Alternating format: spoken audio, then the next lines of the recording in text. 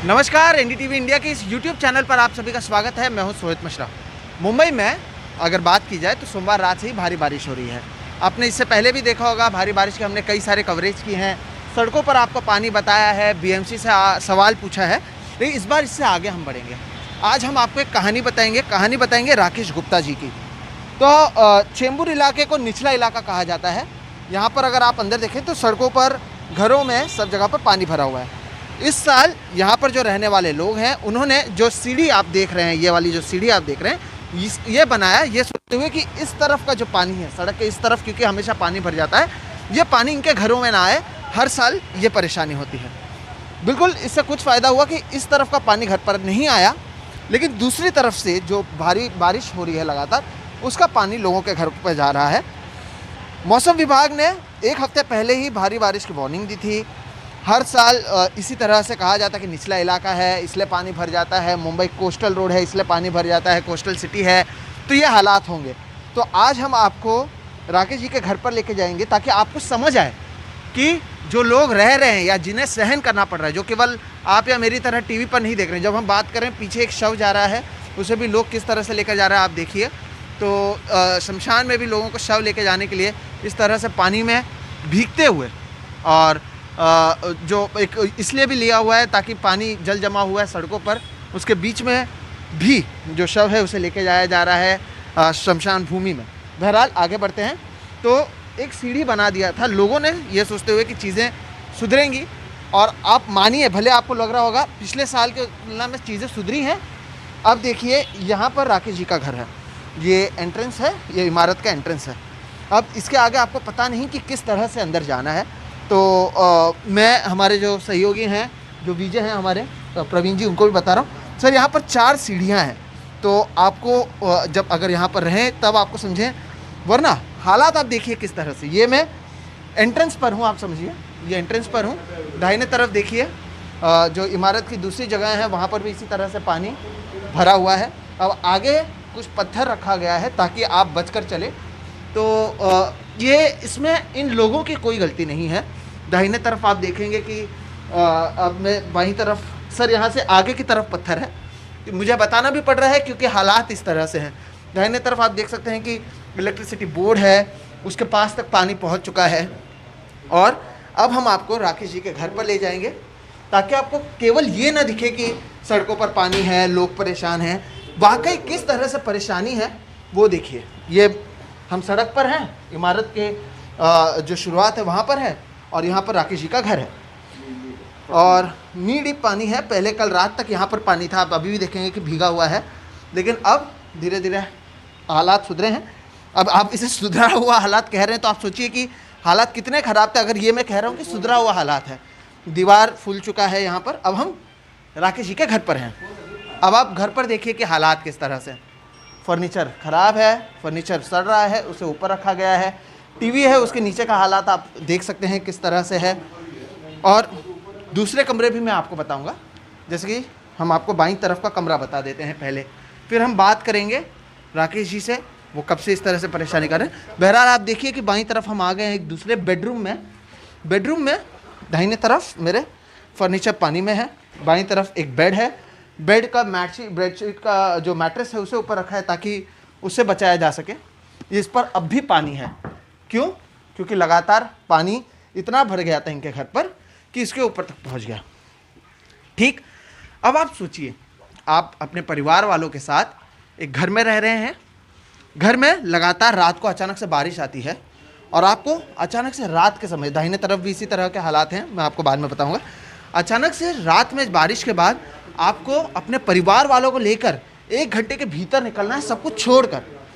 अब सुबह आकर वो ज़रूर इसे साफ़ करने की कोशिश कर रहे हैं। फ्रिज रखा गया है, फर्नीचर रखा गया है, फर्नीचर के हालात आप देख पाएंगे कि किस तरह से ख़राब हो रहे हैं। और ये सारी चीज़ें महंगी आती हैं, और ये हर साल अगर इसी तरह के हालात होंगे तो आप सोचिए कि प्रशासन क्या वाकई कुछ कर रहा है। आप भले ही देश के, एशिया के सबसे अमीर महानगर पालिका हो, आप कहें कि आपके यहाँ पर सब कुछ ठीक है, लेकिन अगर यह हालात हैं और करोड़ों रुपए यहाँ पर घर की कीमत है, तो क्या आप कहेंगे? क्योंकि कोरोना की तरफ के खिलाफ एक तरफ जो है शिकायत जारी है, और दूसरी तरफ आप देखेंगे कि तो कोरोना से ये लड़ें, राकेश जी, आप मुझे बताइए, आप कोरोना से लड़ेंगे, आप यहाँ पर जो गंदगी पानी में आ रहा है उससे लड़ेंगे, आप क्या क्या करेंगे? कोरोना से ज़्यादा मुझे ये परेशान करता है लोग। हाँ, कोरोना तो अब आया, ये तो हम 15-20 साल से हम सहन कर रहे हैं इसको, मोर देन 15 to 20 years। अच्छा, पिछले साल भी हम आए थे, आप लोगों ने दीवार बना दी थी, कई सारी कोशिशें लगातार आप लोग भी कर रहे हैं, लेकिन ये जो परेशानी है, क्या कहना है प्रशासन का? कितनी बार आप लोगों ने मिले हैं, कितने बार बातचीत की है, क्या कहना है? प्रशासन तो यही कहता है लो लाइंग एरिया है,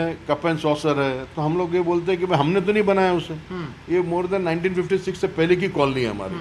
we are 39 buildings over here, but we are facing this problem 15-20 साल से हमको प्रॉब्लम आ रहा है। उससे पहले इस तरह के उससे पहले कुछ नहीं था जी, कुछ नहीं था, सबसे बेस्ट कॉलोनी थी हमारी। बिल्कुल। तो 15 साल से अगर इस तरह के हालात आ रहे हैं, तो अगर ये जो प्रशासन की ओर से कहा जा रहा है, मान भी लेते हैं कि ये निचला इलाका है, ठीक है, आपने 15 साल में क्या किया? ये एक बड़ा सवाल है, क्योंकि 100 करोड़ से ज़्यादा हर साल आप केवल मानसून के लिए रखते हैं ना, तो क्या आप इन लोगों के लिए, जो हाईएस्ट टैक्स पेयर्स में से एक हैं देश भर में, मुंबई के लोग, उनके लिए आपने वाकई में कुछ किया है क्या? क्योंकि ये आप सामने देखिए, आप भले ही कमिश्नर हों और बाकी लोग बदल रहे हैं, आप देखिए एक साल, पिछले साल भी जब हम आए थे इस तरह के हालात थे, एक साल में मुंबई और महाराष्ट्र में कितनी सारी चीज़ें बदली।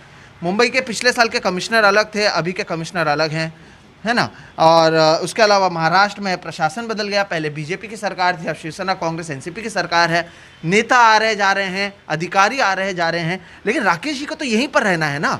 और अगर यहाँ पर रहने के बावजूद पिछले कई सालों से अगर इस तरह के हालात हैं, तो क्या केवल निचला इलाका जो आपको बोला जाता है, आप इसे किस तरह से देखते हैं? क्योंकि हर साल ये हो रहा है और हर साल मीटिंग करते हैं, हर साल कई सारी चीज़ें होती है, लेकिन हल नहीं निकलता कुछ, नहीं तो 15-20 साल के अंदर तो क्या क्या नहीं हो जाता है।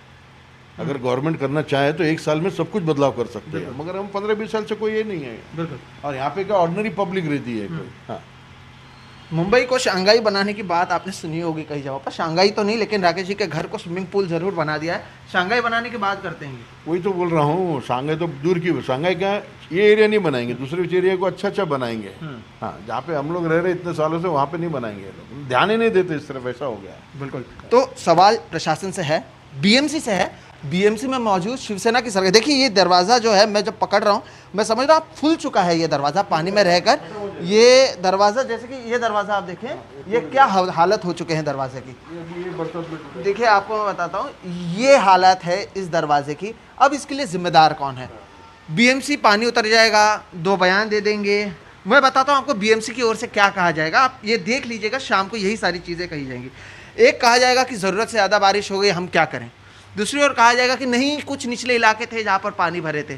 तीसरी तरफ कहा जाएगा कि कोस्टल एरिया है, मुंबई जो है वो समुद्र के तट पर है, तो इस तरह के हालात होंगे, ज्योग्राफी समझाने की कोशिश की जाएगी, कप एंड सॉसर की बात कही जाएगी। लेकिन ये सारी चीज़ें हैं, हम मान गए, लेकिन इसका कोई समाधान होगा या हर साल राकेश जी के हम किचन में आ चुके हैं। आप देखिए, क्या यहाँ पर आप रहेंगे, आप इसे केवल एक कहानी या आप जो टीवी पर देख रहे हैं उस तरह से मत देखिए। आप सोचिए, क्या आप अपने परिवार वालों के साथ करोड़ों रुपए आपने खर्च किए हैं, यहाँ पर घर महंगे आते हैं, करोड़ों रुपए आपने खर्च किया है, आपने दिन रात मेहनत की, अपनी गाढ़ी कमाई लगाई है, ये सोचते हुए कि आप अपने परिवार को एक अच्छा जीवन देंगे।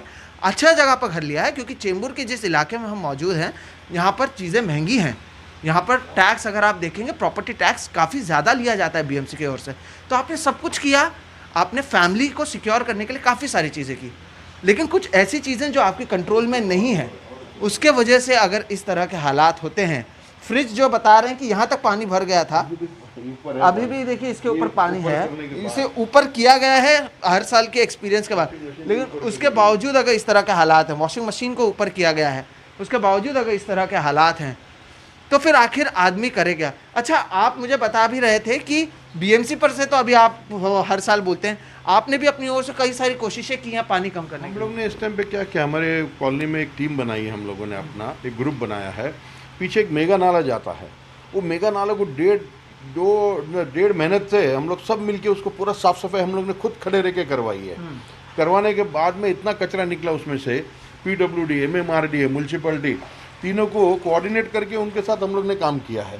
उसके बावजूद भी ये हाल है। बरसात जब पहली आई तो पानी रिवर्स आ रहा है।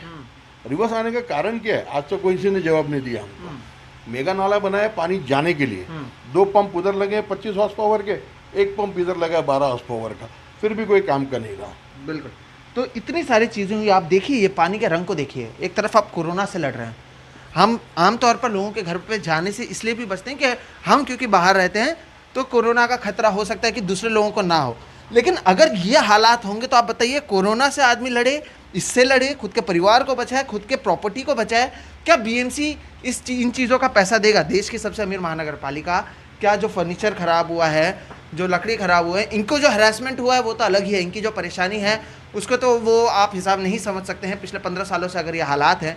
लेकिन जो बाकी चीज़ें हैं उनके लिए क्या बीएमसी ने कुछ किया है? हम दूसरी तरफ भी आपको ले जाएंगे और देखिए ये जो 3 दरवाजे थे, तीनों के अगर हालात इसी तरह से ख़राब हैं तो मुझे नहीं पता कि इससे ज़्यादा आपको क्या बोलें। और आप इसे केवल एक कहानी की तरफ ना देखें, आप सोचिए कि हालात क्या हैं। मुंबई में, मैक्सिमम सिटी में सपनों की नगरी और क्या क्या कहा जाता है, हर सारी चीज़ें कही जाती हैं। तो सवाल है बीएमसी से, सवाल है बीएमसी में सत्ताधारी शिवसेना से जो 25 से 30 साल से है। और आप भी ये सवाल सोचिए और समझिए कि अगर पिछले कई सालों से प्रशासन एक चीज़ को नहीं बदल पा रही है, आप कब तक ज्योग्राफी, आप कब तक नेचर, आप कब तक निचला इलाका, लो लाइंग एरिया बोलकर अपने आप का बचाव करेंगे? क्या जिम्मेदारी ख़त्म हो जाती है? क्योंकि अगर ये इस तरह के हालात हैं और आप केवल यही कहेंगे, जो कि मैंने कहा, आप देखिएगा यही जवाब मिलेगा कि ज़रूरत से ज़्यादा बारिश हो गई, हम क्या करें, तो फिर क्या आपको वाकई में प्रशासन में रहने का कोई मतलब बनता है? क्योंकि राकेश जी को तो हर साल यही प्रॉब्लम हो रही है, भारी बारिश हर साल होनी है। इसका समाधान क्या है? इसका जवाब राकेश जी पिछले 15 साल से ढूंढ रहे हैं। हम वापस उस जगह पर इसलिए आए ताकि आपको बताएं कि चीज़ें बदल गई हैं, लेकिन परेशानियां अब भी आम आदमी की उसी तरह से बरकरार हैं। हमारी कोशिश रहेगी कि इस तरह के ही समाचार आपके सामने लाएं, आपको बताएं कि हकीकत क्या है। क्योंकि केवल सड़कों से दिखाना और जल जमाव दिखाना, उसके आगे बढ़कर हम आपको बताना चाहते हैं कि राकेश जी जैसे कितने लोग पूरा मुंबई के अलग अलग जगहों पर हैं जिनकी हालत इसी तरह से है।